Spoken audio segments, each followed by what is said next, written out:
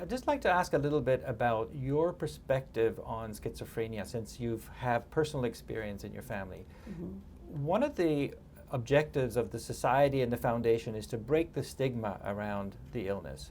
How have you experienced the stigma? And if you could change things, how would you change them in terms of attitudes?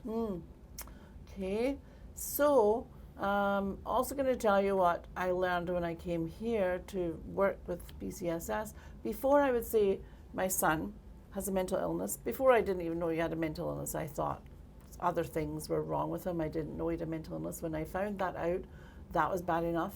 When I found out it was schizophrenia, that was even worse because I didn't know anything about schizophrenia, only what you hear on TV or in the newspapers, and that is not good. So that is not something I wanted my son to have.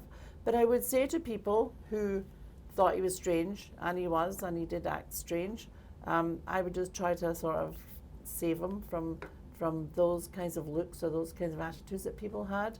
But now I realize that we have to be out there and be whoever we are, and he has to do that as well and be looked at and be able to break that stigma by just being exactly who he is, the kind of creative person that he is, which doesn't always look, like normal. I'll say that. But for me, it was about being able to talk to people about the fact that I have a son with schizophrenia. I used to say, my son has a mental illness.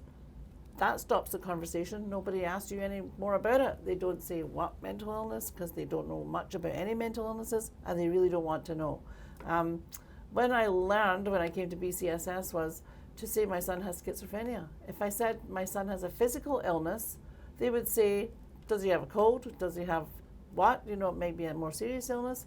But with mental illness, nobody continues the conversation. So I had to say my son has schizophrenia. Nobody really wants to say that. So I would say my son has schizophrenia, which would make people say, usually I'm sorry, because they think that was a terrible illness to have. And I'd say, oh no, that's okay. He works, he lives on his own, he has an apartment, he's doing fine. He gets injectable medications, and he does not go into psychosis now like he used to. So I'm able to tell people a little bit more about schizophrenia than I would have if I'd have just said he has a mental illness, stop the conversation. So that's what I've learned. I've learned by working at BCSS before, and I learned before by just being a family member that came to BCSS for help.